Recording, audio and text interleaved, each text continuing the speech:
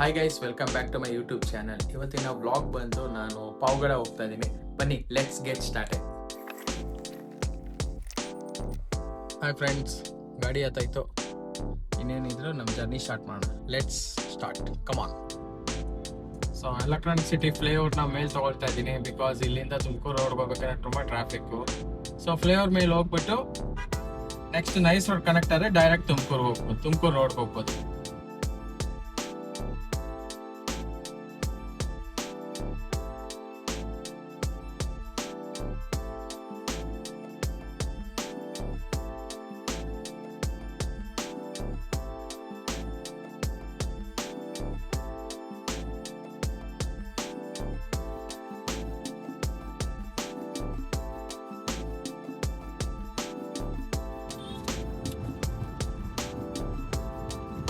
Right ಒಳಗೆ ತಿರ್ಗಾ ಬೆಂಗಳೂರಿಗೆ ಹೋಗ್ಬಿಡ್ತೀವಿ. ಸೊ ಇಲ್ಲಿ ಲೆಫ್ಟ್ ತಗೊಂಡ್ರೆ ತುಮಕೂರು ಹೈವೇಗೆ ಹೋಗ್ತೀವಿ.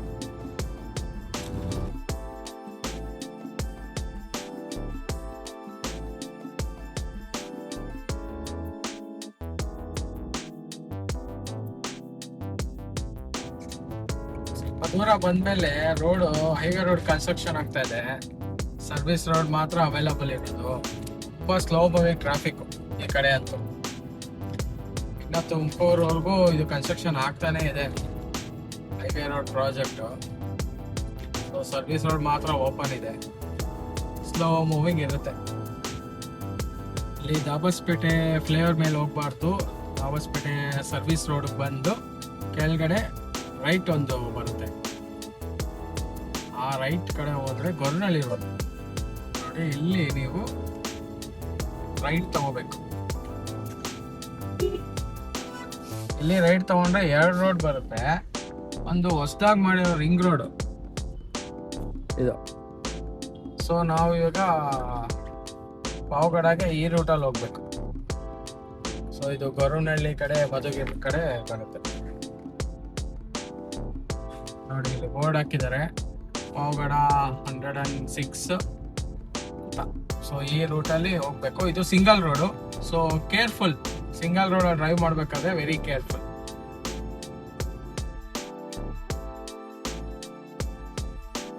ಫ್ರೆಂಡ್ಸ್ ನೋಡಿ, ಈ ಕಡೆನೆ ಹೋದ್ರೆ ಗೊರವನಹಳ್ಳಿಗೆ ಇಲ್ಲಿಂದ 6 ಕಿಲೋಮೀಟರ್ ಟೆಂಪಲ್ ನೋಡಿ. ಇದೇ ರೋಡ್, ಈ ರೋಡಲ್ಲಿ 6 ಕಿಲೋಮೀಟರ್ ಹೋದ್ರೆ ನಿಮ್ಗೆ ಟೆಂಪಲ್ ಸಿಗುತ್ತೆ. ಮುಂದೆ ಹಾಗೆ ಹೋದ್ರೆ ನೆಕ್ಸ್ಟ್ ಮಧುಗಿರಿ, ಅದಾದ್ಮೇಲೆ ಪಾವಗಡ ನೋಡಿ. ಇದೇ ಮಧುಗಿರಿ ಬೆಟ್ಟ, ಏಷ್ಯಾಗೆ ಫೇಮಸ್. ಈ ಕಡೆ ಹೋದ್ರೆ ತಿರ್ಗಾ ಇದಕ್ಕೆ ಹೋಗ್ತೀವಿ, ತುಮಕೂರ್ಗೆ ಹೋಗ್ತೀವಿ. ಈ ಕಡೆ ಹೋದ್ರೆ ಗೌರಿಬಿದನೂರು ಕಡೆ ಹೋಗ್ತೀವಿ.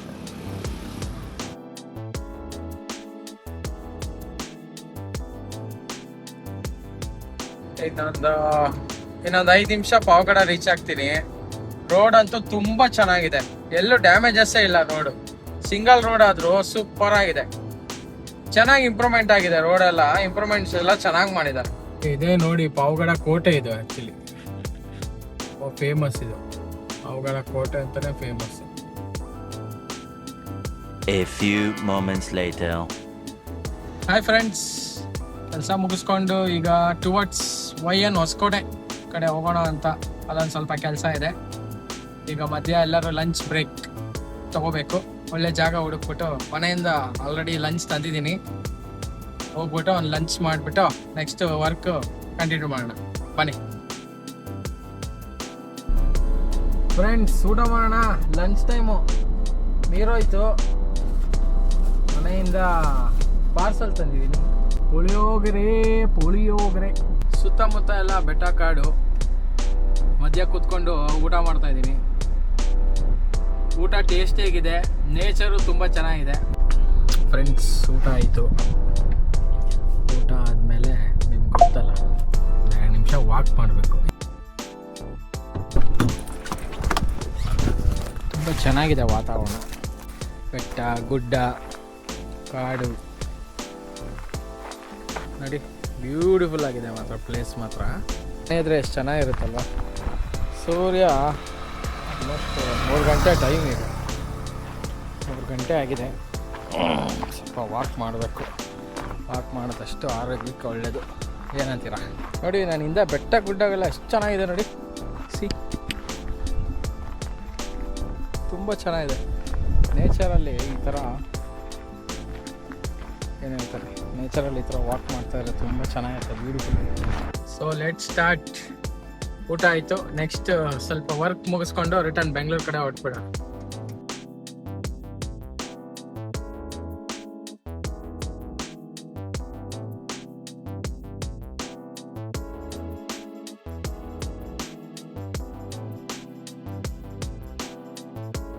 One hour later. Friends, towards Bengaluru ಈ ಕಡೆಯಿಂದ ಬರ್ತಾ ದೇವರಾಯನ ದುರ್ಗ ಸಿಗುತ್ತೆ, ಗೊರವನಹಳ್ಳಿ ಮಹಾಲಕ್ಷ್ಮಿ ಟೆಂಪಲ್ ಸಿಗುತ್ತೆ, ಯೋಗ ನರಸಿಂಹ, ಭೋಗ ನರಸಿಂಹ ಅಂತ ಟೆಂಪಲ್ಸ್ ಇದ್ದಾವೆ. ನಾನು ಹೋಗೋಷ್ಟಲ್ಲಿ ಮೇ ಬಿ ಎಲ್ಲ ಕ್ಲೋಸ್ ಆಗೋಗಿರ್ಬೋದು. ಟ್ರೈ ಮಾಡ್ತೀನಿ, ಅಕಸ್ಮಾತ್ ಓಪನ್ ಇತ್ತು ಅಂದರೆ ನಿಮ್ಗೆ ಅದನ್ನೆಲ್ಲ ನಾನು ಈ ಬ್ಲಾಗಲ್ಲಿ ಕವರ್ ಮಾಡ್ತೀನಿ. ಓಕೆನಾ?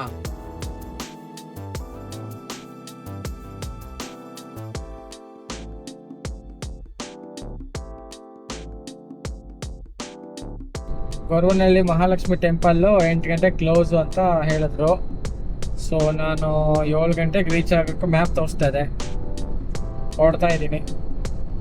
7 ಗಂಟೆ ಅಷ್ಟಲ್ಲಿ ರೀಚ್ ಆಗಿ ಗೊರವನಹಳ್ಳಿ ಟೆಂಪಲ್ನ ಕವರ್ ಮಾಡೋಣ ಅಂತ ಪ್ಲ್ಯಾನ್ ಮಾಡಿದ್ದೀನಿ. ರೋಡ್ ಮಾತ್ರ ಸಕ್ಕತ್ತಾಗಿದೆ, ಆಸಮ್ ರೋಡು.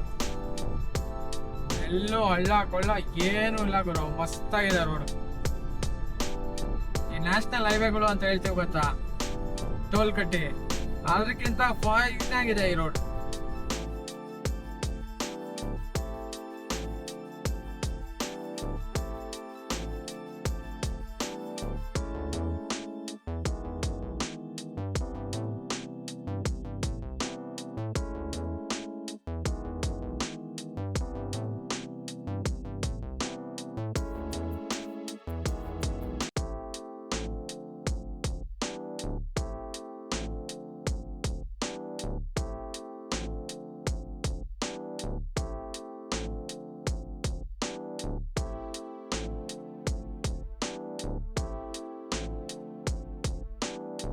ಗೈಸ್, ತುಂಬಾ ಚೆನ್ನಾಗಾಯ್ತು ದರ್ಶನ. ಮಾತ್ರ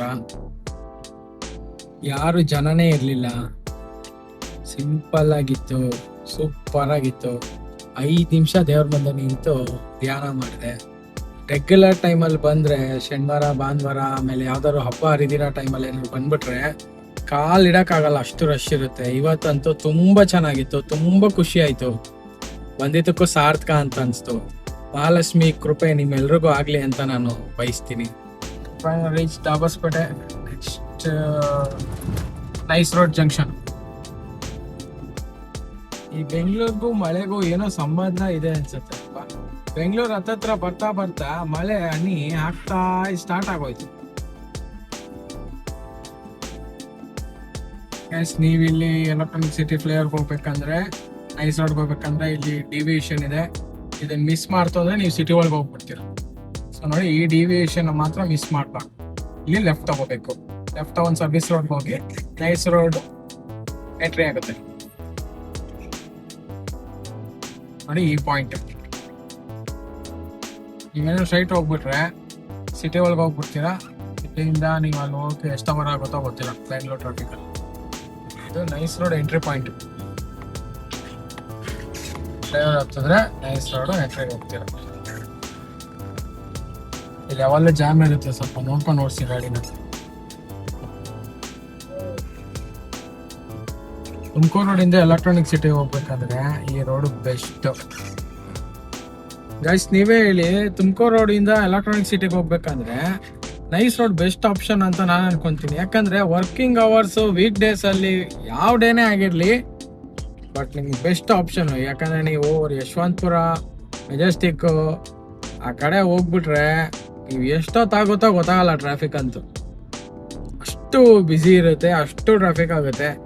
ಇಲ್ಲೊಂದು 10 ಕಿಲೋಮೀಟ್ರ್ 12 ಕಿಲೋಮೀಟ್ರ್ ಜಾಸ್ತಿ ಆಗ್ಬೋದು. ಬಟ್ ಆದರೆ ನೀವು ಸ್ಮೂತಾಗಿ ಗಾಡಿ ಇರುತ್ತೆ, ನೀವು ಸ್ಮೂತಾಗಿ ಕೂತಿರ್ತೀರ.